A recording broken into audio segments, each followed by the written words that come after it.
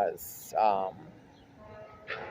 uh, taught, um, Hermes, I mean, Mercury. He got all these names, including Quetzalcoatl in the Anahuac, here in the Anahuac. So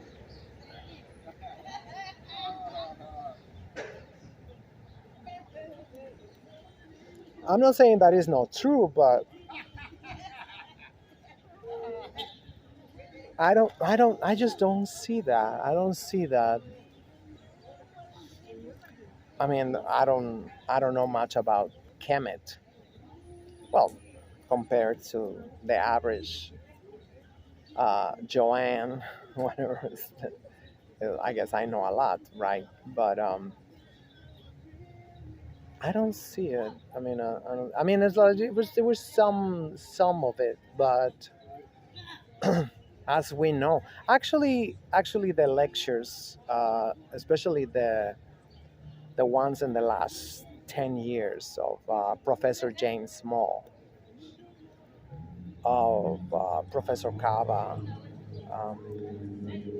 everybody is talking about how you know it was a whole system of numerology, the zodiac, um, an intricate system of communication with the, I don't know, whatever you want to call it. I don't know what's the right name. The fifth dimension, or just you know, our ancestors. So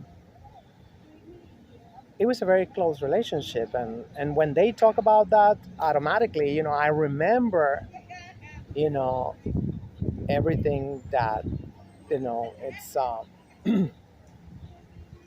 it's being told by the indigenous nations in the well, this is the Anahuac until Nicaragua, the land of the Arawak, and then is the Abi Ayala. So I don't see in the Abi Anahuac, I don't see anybody like it was not. I mean, the central point. That type of eternity. We didn't need that. We didn't need that. I would love to have a conversation with Mr. Billy Carson. He's the one. I mean, right now he's the utmost authority on the Emerald tablets. He translated them himself with, you know, from. I guess we have to use the crackers thing, like Afrocentric perspective, from original perspective. I think so. So he translated them. It's called the Compendium of the Emerald Tablets. So he do a lot of contextualization. He do a lot of according to he do some reading sometimes from his book. So I get a lot of. I can contextualize myself. I hear some segment and I can you know I'm not gonna say I have a holographic mind, but I mean I get the picture. I get the picture. Okay, so it's like I like to have a conversation with him because I don't see it. Why we need another body? Why we need another one when it's us?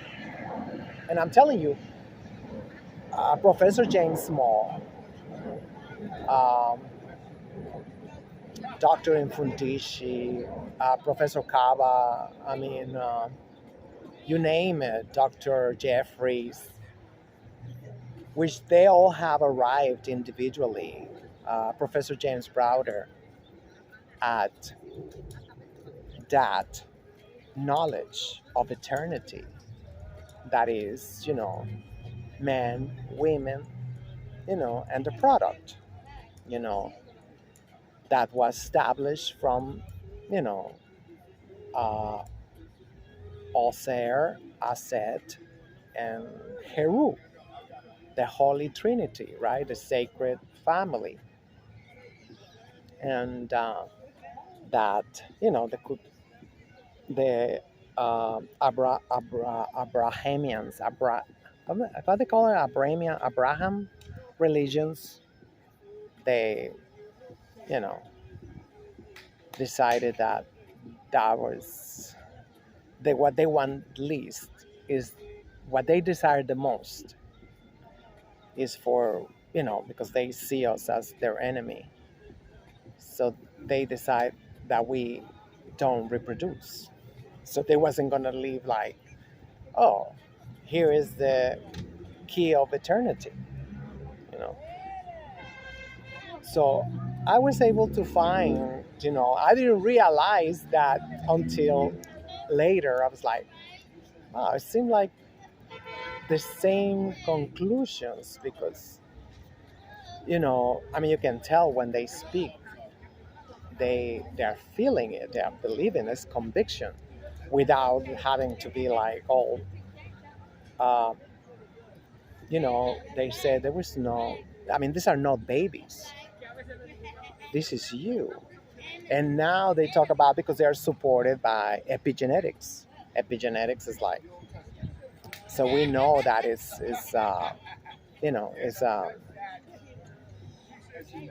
like a flash drive. I don't know. It's a hard drive, of like the Akasha records, like, it's right there. We got all, like,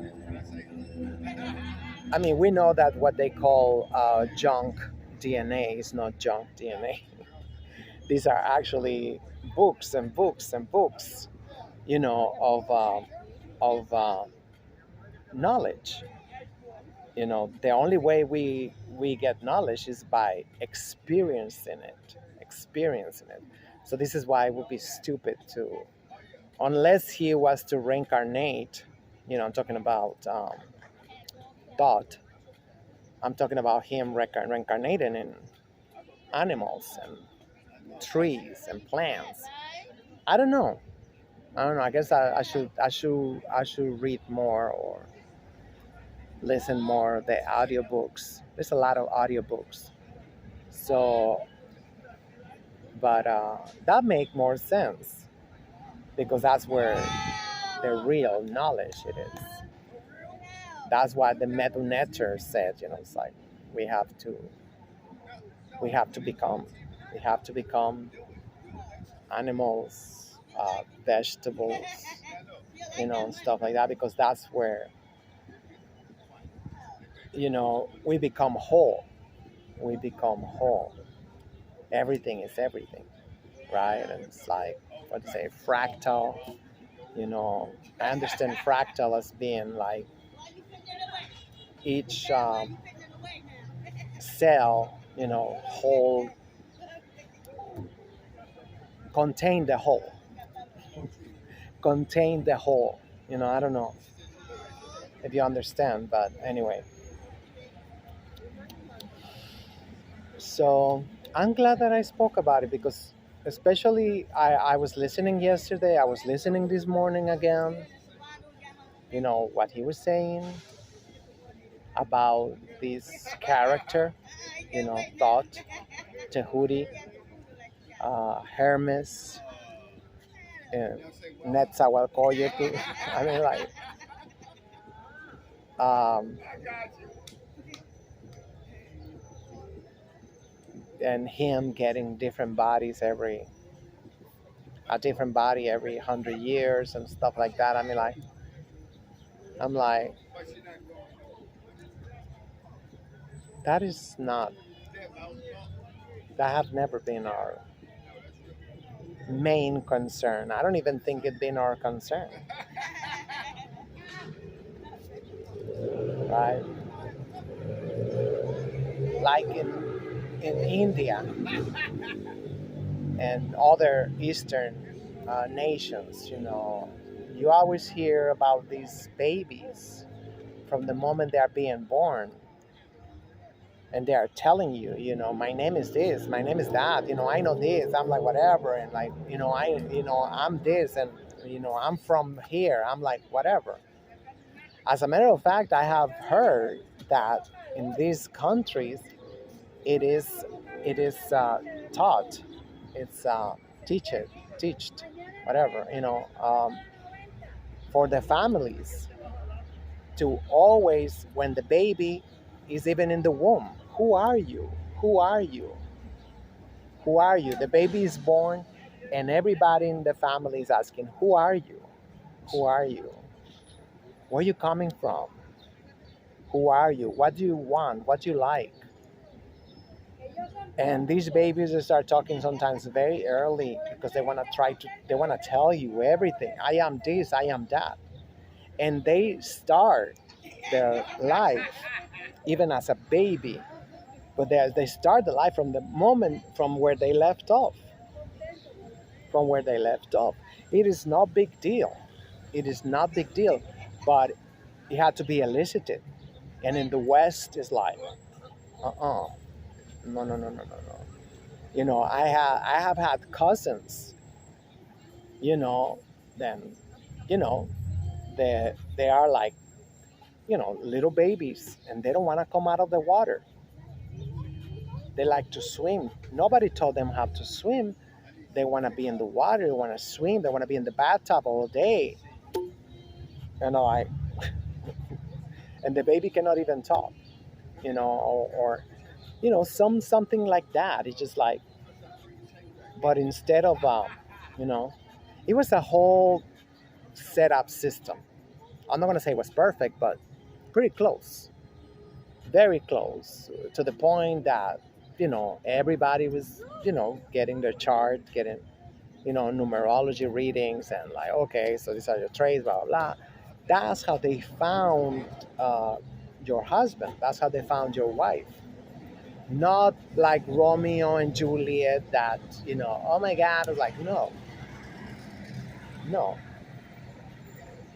And the reason that that system kept on going and going for millennia was the fact that it worked. It worked. There was no divorce. There was no prisons. There was no police. There was no nothing, because it was like, oh yeah, we know who we're gonna be born. You go to the oracle. Yeah, that seemed like that was your great grandfather. It's coming back right now. You got it in the womb. You already knew it was, or a long distant cousin of yours, or somebody who was not even in your family but had to come over here because whatever, the homeostasis, or because of I don't know. But there was no faith. There was no nothing. There was knowledge. There was knowledge. Who is this baby? Who is this baby? Why he coming here for? What contracts she have or he have? He coming here because he gotta work on this, he gotta work on that. So we're gonna help him work on this and that. He have all this karma, dharma, and whatever, and we all gonna help him out. So it was almost like, what is that? They call it foolproof. It was almost perfect. That system. you know I mean, not to mention that a lot of times, the way the families got along, it was a whole, that's what they say, it takes a village. It takes a village, right? It was like, because everybody got involved, and and even when I was a child, I keep hearing adults saying, oh, I like your daughter for my son. And it was kind of like more like jokingly, I noticed. I remember, but some families, they took it serious. Some families, they took it serious. It's like, yes, because I know that's a good family. And guess what? We're going to start hanging out. We're going to go for cookouts. We're going to go like whatever. hanging out, make sure that family is not crazy, there's no nothing, um, and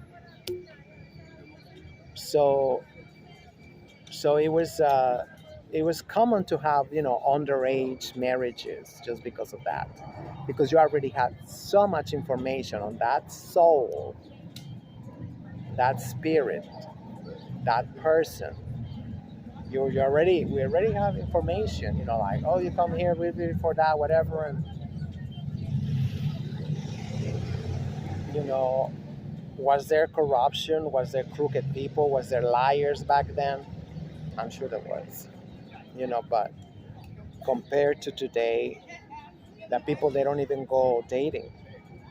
When I was growing up, I knew couples that was dating for 5 years in my mom's hometown. And that was nothing like that. Another 3 years engaged, enjoying their engagement, enjoying, you know, uh, that's why you have to start very, very young. You have to start very young dating, but now they tell us, oh, when you're a child, you don't know nothing, you're stupid. When you grow up, that's when you're gonna know who you are. Like, really.